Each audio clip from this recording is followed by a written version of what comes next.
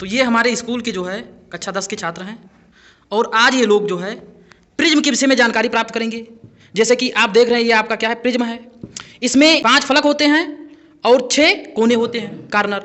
ठीक है, तो इसमें जो है हम लोग अल्पतम विचलन कोण आज निकाल कर देखेंगे, वो भी प्रयोग के द्वारा। आज हम लोग जो है फिजिक्स के लैब में आए हैं, तो आप लोग देखिए कि हम लोग कैसे अल्पतम विचलन कोण का मान ज्ञात करते हैं।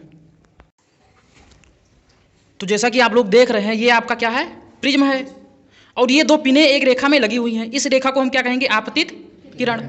अब जैसे यहाँ से हम देख रहे हैं, देखो ध्यान से, तो यहाँ से ये दोनों पिनें अब क्या हो गई, एक सीधी रेखा में आ गई, यानी एक ही पिन मुझे क्या हो रही, दिखाई दे रही है। ध्यान से आप देखोगे तो एक ही पिन आपको क्या हो रही, दिखाई दे रही है। यानी जब एक पिन दिखाई दे तो हम मानेंगे वो क्या, एक सीधी रेखा बन रही है। ठीक है, यानी जो किरणें इस पिन से, इस वाली पिन से टकराएंगी वो आपकी आंखों तक पहुंचेंगी। यानी यहाँ देखिए आप लोग, तो एक ही पिन दिखाई दे रही है। इधर करेंगे दोनों पिनें दिखाई देंगी, तो ये एक रेखा में नहीं होंगी, लेकिन इधर करेंगे तो ये एक ही पिन दिखाई देगी। यानी हम मान सकते हैं कि अब ये क्या हो गई, एक ही रेखा में हो गई। अब हम यहाँ क्या कर रहे हैं, एक प्रिज्म को रख रहे हैं। यहाँ हमने क्या किया, प्रिज्म को रख दिया। यहाँ ध्यान से देखो तो प्रिज्म को रख दिया। अब यहाँ से जो रेखा आगे आ रही है सामने की ओर, अब यहाँ से प्रिज्म से क्या हो जाएगी, विचलित हो जाएगी और इधर से आएगी। अब ध्यान से आप देखेंगे तो यहाँ ये जो पिन है, ये वाली, ये दोनों पिनें दिखाई दे रही ना। तो यहाँ से देखिए इन पिन को क्या करना, मुझे एक सीधी रेखा में लाना है। अब यहाँ एक सीधी रेखा में पिनें आ गई और जब सीधी रेखा में आ जाए तो मुझे क्या करना है, उसी के सामने एक तीसरी पिन को क्या कर देना है, लगा देना है। जैसे यहाँ देखिए, और वो पिन ढक गई ना।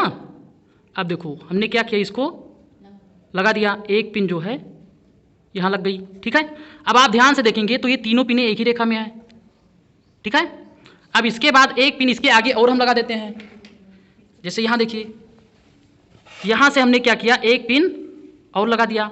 अब ये चारों पिनें मुझे एक ही रेखा में क्या हो रही, दिखाई दे रही हैं। यानी आगे वाली पिन ही मुझे क्या हो रही, दिखाई दे रही है। ठीक है, तो आगे वाली पिन दिखाई देने का मतलब पीछे 3 पिनें इसी के एक सीधी रेखा में क्या स्थित है।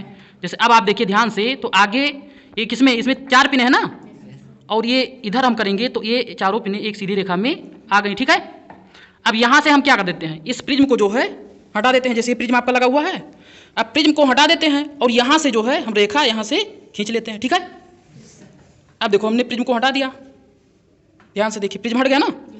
अब रेखा हम खींच लेते हैं।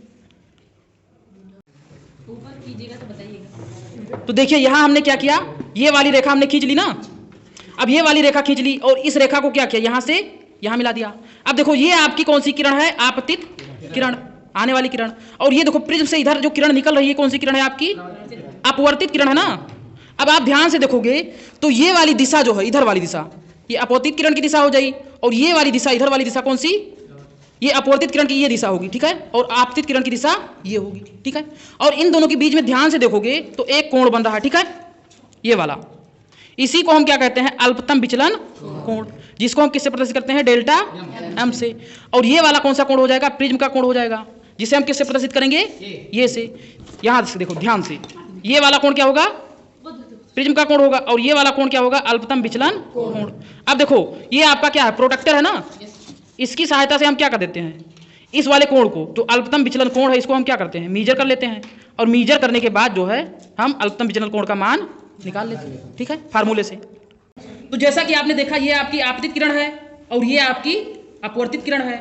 आपतित किरण को हम और आगे बढ़ाएंगे तो यहाँ से होकर जाएगी, और अपवर्तित किरण यहाँ से होकर जाएगी। तो हम कह सकते हैं यहाँ एक कोण बन रहा है, जिसको हम क्या कहते हैं, अल्पतम विचलन कोण।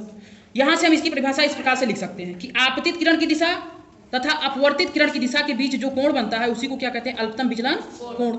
और इसको जो है हम डेल्टा एम से क्या करते हैं, प्रदर्शित करते हैं। और ये आपका प्रिज्म का कोण हो जाएगा, कैपिटल ये।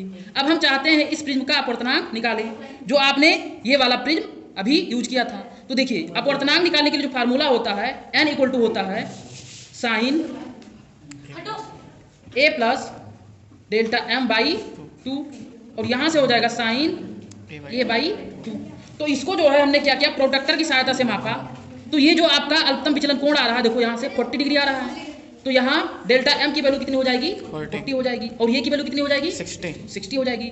तो यहाँ से देखो n इक्वल टू हो जाएगा साइन 60 प्लस 40 बाई 2, और यहाँ से साइन 60 बाई 2। ठीक है, अब यहाँ से आपका हो जाएगा ये 60 प्लस 40 बाई 2 यानी 50 आ जाएगा, साइन 50। और ये बटे आ जाएगा साइन 30।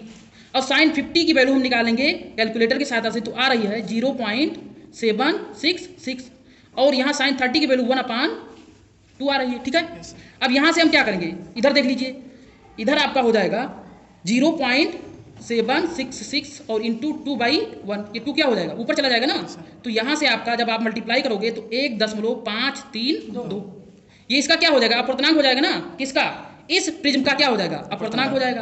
यानी इस प्रिज्म का अपवर्तनांक कितना है भाई, दशमलव के 2 अंक तक बताओ, 1.5 3। ठीक है, तो हमने क्या किया आज, इस प्रिज्म का अपवर्तनांक निकाल लिया। ठीक है,